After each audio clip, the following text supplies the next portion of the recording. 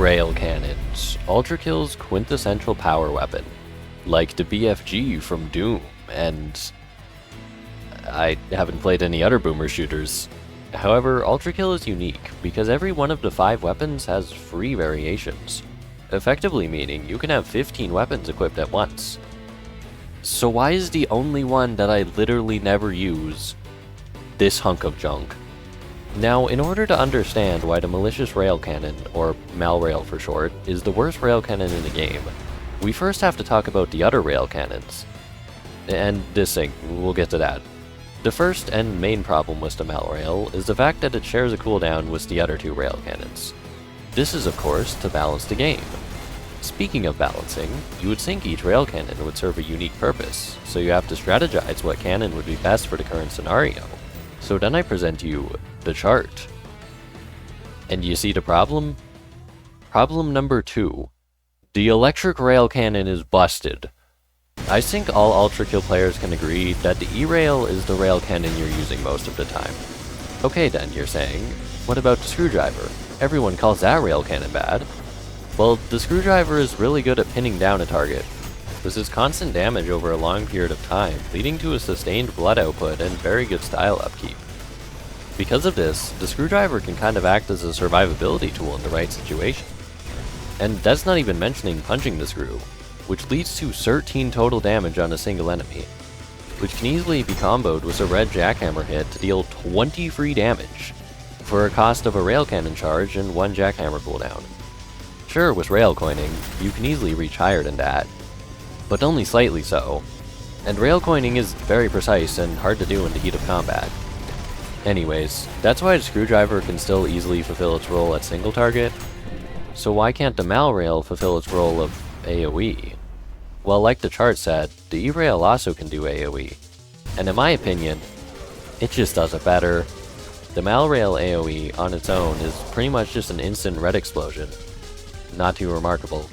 But everyone knows that the main way to use the Malrail is the core nuke. 13 damage, huge radius, and very little fall off. You're effectively guaranteed at least 10 damage to every enemy caught in the explosion. Sounds pretty good, right? And yeah, it's great. Now let's look at the E-Rail. First, the beam has infinite pierce, meaning every enemy you can line up and hit with the beam will take 8 damage. However, the main form of AoE is conduction. By simply throwing some nails and coins in the mix, the conduction aftershock can get really powerful. I don't exactly know how conduction works in this game. All I know is when my game turns into a slideshow, I'm doing a lot of damage. And I can pretty consistently get conduction combos to get pretty much the same value as a core nuke. Now the difference is, conduction combos are incredibly easy to pull off, and even if I miss, I'm guaranteed at least a little bit of damage. Whereas core nukes require me to precisely hit a core in just the right spot, without much consistent setup. They are pretty easy to miss in the heat of combat, and when missing means a 16-second cooldown for all my railcannons, that can be the difference between life and death. And why would I go for all that hassle when the E-Rail is in a quicker bind slot?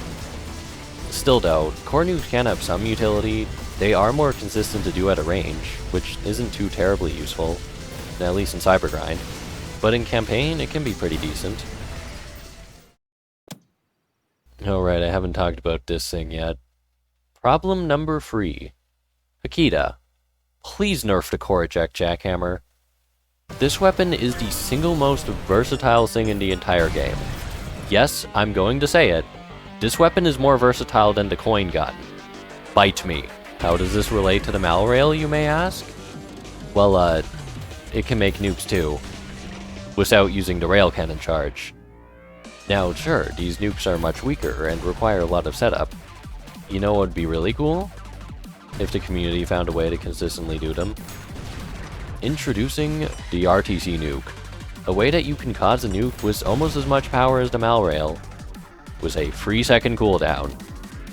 Now, sure, this tech looks pretty hard to do, and I agree, the timing is pretty precise. But honestly, once you get it down, I find them more consistent than a Malrail nuke. And sure, they do less damage and have bigger fall off, but do you see how much I'm spamming these? This does have the downside of you can't do it at a range. Actually, apparently that's a lie. You can do it at a range. Admittedly, this range version of the RTC nuke is a lot harder to pull off, but still pretty consistent once you get the timing. And if the timing or setup of an RTC nuke is too hard for you, you can just do a fob.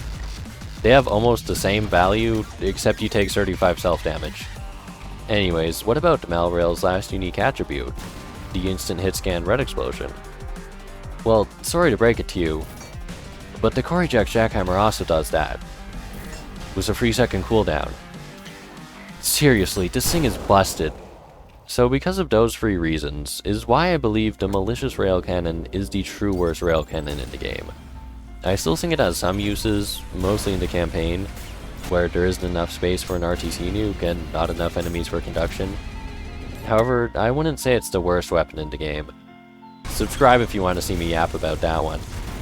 Anyways, in conclusion, E-Rail is busted, Screwdriver is underrated, and Core Eject Jackhammer is better than the Marksman.